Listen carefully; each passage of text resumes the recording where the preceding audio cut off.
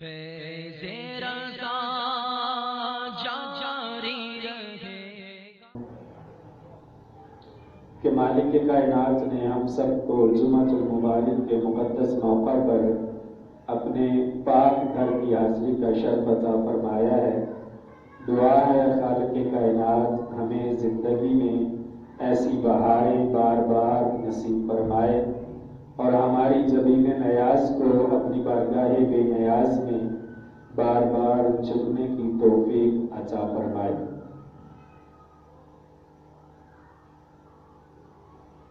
آج کا جمعۃ المبارک کا موضوع جس کا میں نے انتخاب کیا ہے وہ محبت رسول صلی اللہ علیہ وآلہ وسلم ہے۔ اس کے حوالے سے چند گزارشات آپ آباد کی گوش گزار کرنی ہیں۔ دعا ہے اللہ تبارک و تعالی مجھے حق کہنے کی توفیق عطا فرمائے اور بعد ازاں ہم سب کو حق کو سن کر سنا کر قبول کرنے کے بعد عمل پیرا ہونے کی توفیق عطا فرمائے۔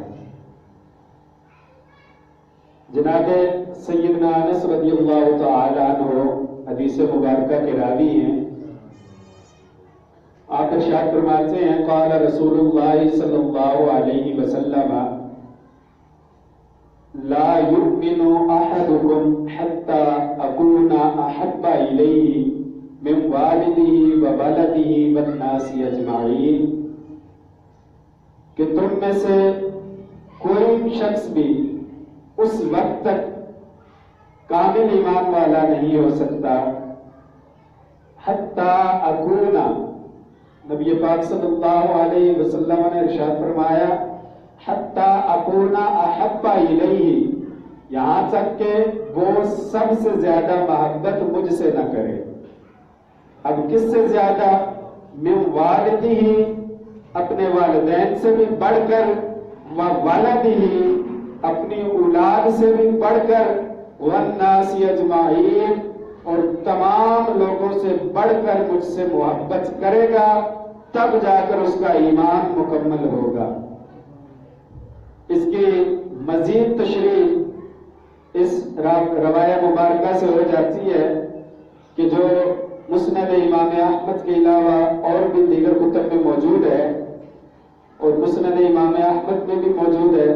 جناب سیدنا عمر فاروق رضی اللہ تعالی عنہ، آپ نے نبی پاک صلی اللہ علیہ وسلم کی بارگاہ میں عرض کی کہ یا رسول اللہ صلی اللہ علیہ وآلہ وسلم، میں اپنی جان کے علاوہ ہر چیز سے بڑھ کر یا رسول اللہ صلی اللہ علیہ وسلم آپ سے محبت کرتا ہوں، اپنی جان کے علاوہ ہر چیز سے بڑھ کر آپ سے محبت کرتا ہوں۔ تو کریم آقا صلی اللہ علیہ وسلم نے ارشاد فرمایا کہ اے عمر، ابھی تک تمہارا ایمان مکمل نہیں ہوا۔ تو جناب سیدنا عمر فاروق رضی اللہ تعالی عنہ نے عرض کی کہ یا رسول اللہ صلی اللہ علیہ وسلم، میں ابھی سے یہ اعلان کرتا ہوں کہ میں اپنی جان سے بھی بڑھ کر آپ سے محبت کرتا ہوں اور اپنی جان سمیت ہر چیز سے بڑھ کر یا رسول اللہ صلی اللہ علیہ وآلہ وسلم آپ سے محبت کرتا ہوں۔ تو کریم آقا صلی اللہ علیہ وسلم نے ارشاد فرمایا اے عمر، اب تمہارا ایمان مکمل ہوا ہے۔ تو ان دونوں احادیث مقدسہ سے یہ بات پتہ چلتی ہے کہ ہر چیز سے بڑھ کر جو محبت ہے وہ کریم آقا صلی اللہ علیہ وسلم سے کرنی ہے، تب جا کر ایمان مکمل ہوتا ہے، تب جا کر ایمان کامل ہوتا ہے، تب جا کر بندہ کامل ایمان والا بنتا ہے۔ اور احباب گرامی، محبت کے کچھ وجوہات ہوتی ہیں کہ کسی سے جو محبت کی جاتی ہے وہ کسی نہ کسی وجہ سے کی جاتی ہے۔ یا تو کسی سے محبت کی جاتی ہے کہ یہ بڑی شان والا ہے، اس کا مقام بہت بلند ہے، اس کا رتبہ بہت بلند ہے، اس کی بڑی شانیں ہیں. تو احباب گرامی اگر کسی سے محبت اس وجہ سے کرنی ہے کہ اس کی شان بہت بلند ہے، اس کا رتبہ بہت بلند ہے، تو کریم آقا صلی اللہ علیہ وسلم کی ذات وہ ذات بابرکات ہے کہ جس کا پوری اللہ تبارک و تعالی کی مخلوق میں کوئی بھی مقابلہ آپ کی شان کا نہیں کر سکتا. قرآن مجید فرقان حمید کی ایک آیہ مقدسہ اللہ تبارک و تعالی نے ارشاد فرمایا وَنَزَّلْنَا عَلَيْكَ الْكِتَابَ تِبْيَانًا لِكُلِّ شَيْءٍ وَهُدًى وَرَحْمَةً وَبُشْرَى لِلْمُسْلِمِينَ. قرآن مجید کی شان اس میں بیان کی گئی اور قرآن مجید فرقان حمید کی صفات کا ذکر کیا گیا. پہلی صفت اس آیہ مقدسہ کے اندر جو قرآن مجید کی بیان کی گئی وہ یہ ہے کہ وَنَزَّلْنَا عَلَيْكَ الْكِتَابَ، وَنَزَّلْنَا اور ہم نے نازل کیا عَلَيْكَ الْكِتَابَ آپ پر اس کتاب کو. تو قرآن مجید فرقان حمید کی جو پہلی صفت بیان کی گئی وہ یہ ہے کہ قرآن اللہ کی طرف سے نازل کرتا ہے. قرآن اللہ کی طرف سے نازل کرتا ہے. اب آگے دوسری صفت قرآن کی بیان کی گئی وَتِبْيَانًا لِكُلِّ شَيْءٍ، اور قرآن میں ہر چیز کا بیان موجود ہے. قرآن میں ہر چیز کا ذکر، ہر چیز کا تذکرہ، ہر چیز کا علم موجود ہے. تیسری صفت جو قرآن مجید فرقان حمید کی بیان کی گئی وہ ہدن، اور قرآن ہدایت ہے. چوتھی صفت بیان کی گئی وَرَحْمَةً، قرآن رحمت ہے. اور پانچویں صفت قرآن کی بیان کی گئی وَبُشْرَى، قرآن خوشخبری ہے للمسلمین، مسلمانوں کے لیے. اب اس آیہ مقدسہ کے اندر قرآن مجید فرقان حمید کی 5 صفات کا ذکر کیا گیا. پہلی صفت کہ قرآن اللہ کی طرف سے نازل کرتا ہے. دوسری قرآن میں ہر چیز کا بیان موجود ہے. تیسری قرآن ہدایت ہے. چوتھی قرآن رحمت ہے. اور پانچویں قرآن خوشخبری ہے للمسلمین، مسلمانوں کے لیے. اب ان 5 صفات کو دیکھیے اور پھر کریم آقا صلی اللہ علیہ وسلم کی ذات بابرکات دیکھیے.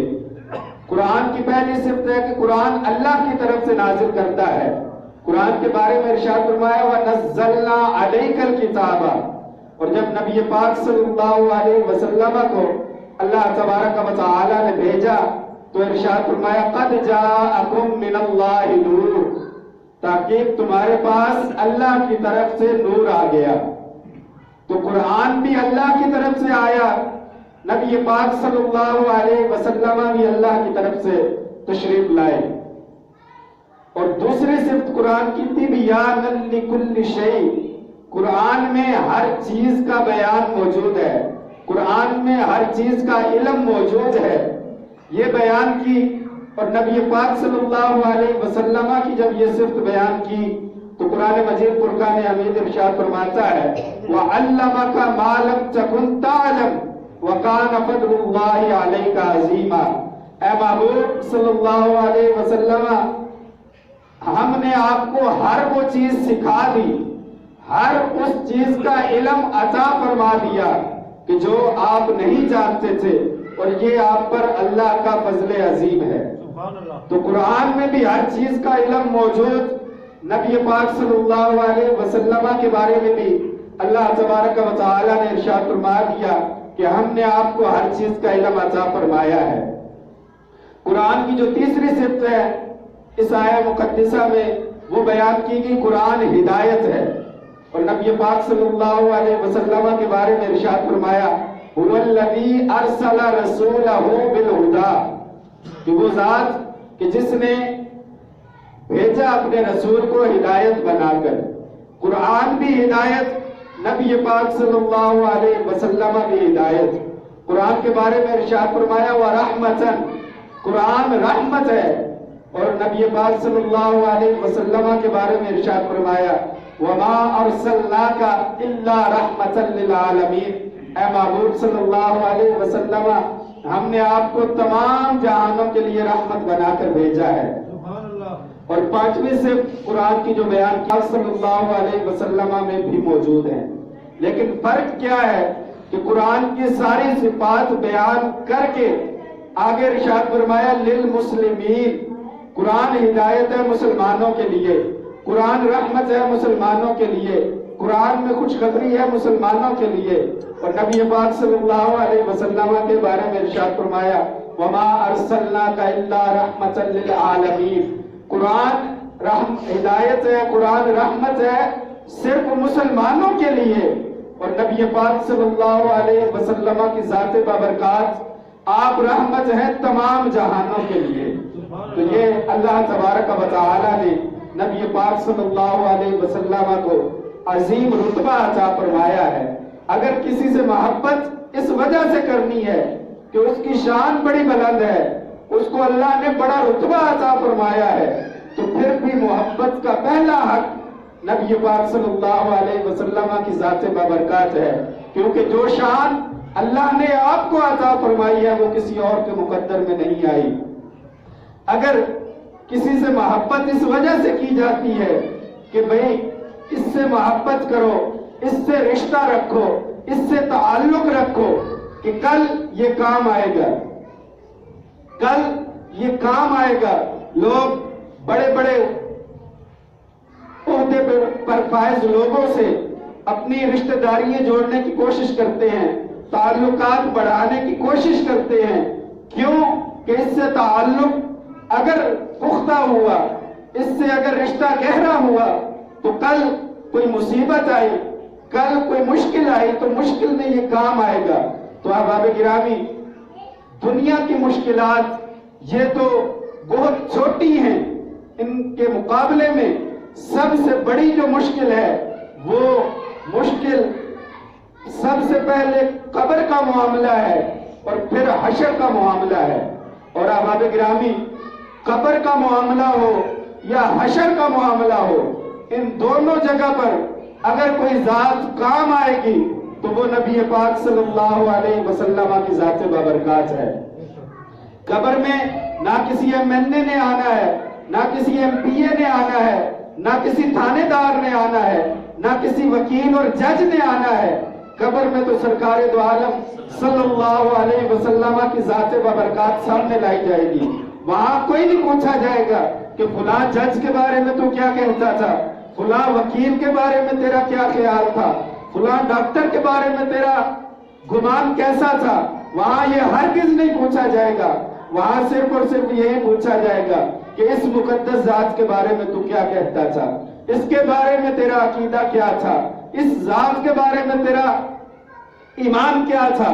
اس کے بعد جب محشر کا میدان آئے گا تو وہاں بھی احباب گرامی، جیسا کہ مختلف روایات سے ہمیں پتہ چلتا ہے کہ ساری مخلوق سب سے پہلے جناب سیدنا آدم علیہ السلام کی بارگاہ میں حاضر ہوگی، عرض کرے گی کہ اے جناب آدم علیہ السلام، آپ کو اللہ نے بڑا رتبہ عطا فرمایا، آپ کو اللہ نے جنت میں سکونت بھی عطا فرمائی، آپ کو اللہ نے زمین پر اپنا پہلا خلیفہ مقرر کیا، اللہ نے آپ کو بڑی شانیں عطا فرمائی.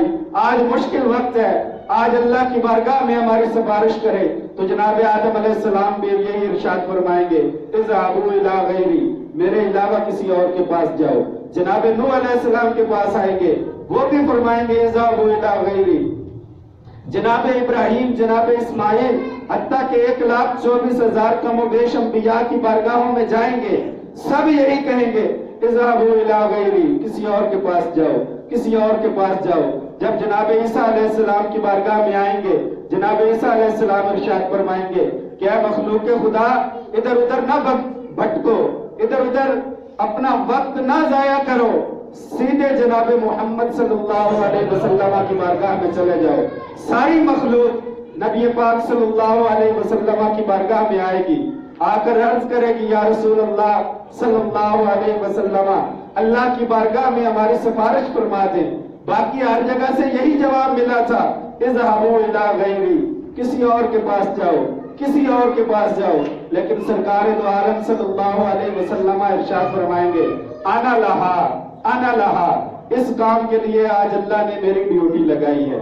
اور حدیث مبارکہ میں آتا ہے نبی پاک صلی اللہ علیہ وسلم اپنا سر مبارک سجدے میں رکھ دیں گے اور اللہ کی بارگاہ میں عرض کریں گے کہ اے اللہ میری امت کو بخش دے، اے اللہ میری امت کو معاف فرما دے۔ تو حدیث مبارکہ میں آتا ہے رب ذوالجلال ارشاد فرمائے گا ارفع راسک، اے محبوب ذرا اپنا سر مبارک اٹھائیے، ارفع راسک سر ما شئت، اے محبوب اپنا سر اٹھائیے، سجدے سے سر اٹھائیے، مانگیے جو آپ مانگیں گے آپ کو ملے گا۔ پھر سرکار دو عالم صلی اللہ علیہ وسلم کی شفاعت کے ذریعے ہی امت کو بخشا جائے گا۔ اگر محبت اس وجہ سے کرنی ہے کہ کل اس نے کام آنا ہے تو پھر بھی سب سے پہلا حق نبی پاک صلی اللہ علیہ وسلم کی ذات بابرکات کا ہے کہ آپ سے محبت کی جائے۔ احباب گرامی، اسی طرح بعض اوقات محبت اس وجہ سے کی جاتی ہے کہ جس سے محبت کی جا رہی ہے وہ بڑا خوبصورت ہے، وہ بڑا حسین ہے، اس کو اللہ نے بڑا حسن عطا فرمایا ہے۔ تو پھر اگر اس وجہ سے محبت کرنی ہے کہ جس سے محبت کی جا رہی ہے وہ بڑا خوبصورت ہے، بڑا حسین ہے، تو پھر بھی سب سے پہلا حق نبی پاک صلی اللہ علیہ وسلم کی ذات بابرکات کا ہے۔ جناب سیدنا انس رضی اللہ تعالیٰ عنہ آپ ارشاد فرماتے ہیں وَلَا مَسَسْتُ خَزًّا وَلَا حَرِيرًا وَلَا شَيْئًا كَانَ أَلْيَنُ مِنْ كَفِّ رسول اللہ صلی اللہ علیہ وسلم۔ آپ فرماتے ہیں میں نے بڑے بڑے کپڑے دیکھے، بڑے نرم و ملائم کپڑے دیکھے، ریشم کا جو سب سے نرم کپڑا ہے میں نے وہ بھی دیکھا، لیکن سب سے زیادہ نرم چیز جو میں نے دیکھی وہ سرکار دو عالم صلی اللہ علیہ وسلم کی ہتھیلی مبارک تھی۔ اور پھر اسی حدیث مبارکہ میں جناب سیدنا انس رضی اللہ تعالیٰ عنہ آپ فرماتے ہیں وَلَا شَمَمْتُ مِسْكًا وَلَا عِطْرًا كَانَ أَطْيَبُ مِنْ عَرْقِ رسول اللہ صلی اللہ علیہ وسلم۔ میں نے بڑی بڑی خوشبوئیں سونگی، میں نے مسک بھی سونگی، بڑے بڑے عطر بھی سونگے، لیکن جو خوشبو سرکار دو عالم صلی اللہ علیہ وسلم کے پسینہ مبارک سے آتی تھی ویسی خوشبو میں نے کہیں اور نہیں دیکھی۔ اور ایک اور روایت میں آتا ہے وفی روایت من رائحت رسول اللہ صلی اللہ علیہ وسلم، سرکار دو عالم صلی اللہ علیہ وسلم جدھر سے گزر جاتے تھے وہاں سے ایسی خوشبوئیں آتی تھی کہ بڑے بڑے عطر اور بڑے بڑے جو کستوری ہے وہ بھی اس خوشبو کا مقابلہ نہیں کر سکتی۔ اور پھر سرکار دو عالم صلی اللہ علیہ وسلم کے متعلق جناب سیدہ عائشہ طیبہ طاہرہ رضی اللہ تعالی عنہ آپ کا یہ قول آپ بارہا سن چکے ہیں کہ جناب سیدہ عائشہ رضی اللہ تعالی عنہ آپ ارشاد فرماتی ہیں میں سوئی سے کچھ کام کر رہی تھی، میرے ہاتھ سے سوئی گر گئی، چراغ بھی بجھ گیا، میں سوئی تلاش کر رہی تھی، سوئی نہیں مل رہی تھی، اچانک نبی پاک صلی اللہ علیہ وسلم آپ حجرہ مبارک میں تشریف لائے۔ جیسے ہی آپ حجرہ مبارک میں تشریف لائے آپ مسکرائے، آپ کے دندان مبارک سے ایسا نور نکلا کہ پورا حجرہ اس سے روشن ہو گیا اور اس کی روشنی میں میں نے اپنی سوئی کو تلاش کر لی۔ احباب گرامی، اگر اس لیے کسی سے محبت کرنی ہے کہ وہ بڑا خوبصورت ہے، اس کا حسن بڑا باکمال ہے، اس کے حسن کے بڑے چرچے ہیں، تو پھر